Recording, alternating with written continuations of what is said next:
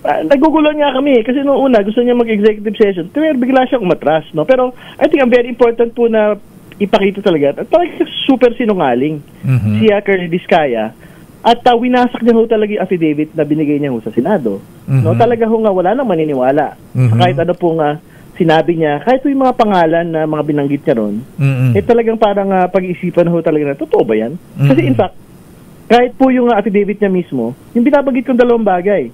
Bakit yung ledger ng bigay ng pera hanggang 2022 lang?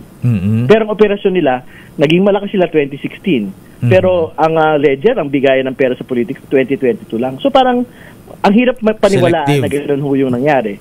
Tapos pangalawa, talaga naman ho, puro kongresista lang ho yung binabanggit dun sa kanya pong affidavit.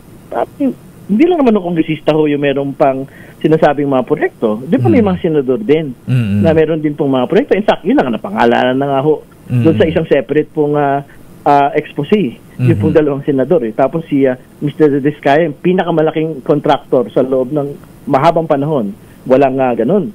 So talagang nakakaduda yung kanila pong mga sinasabi.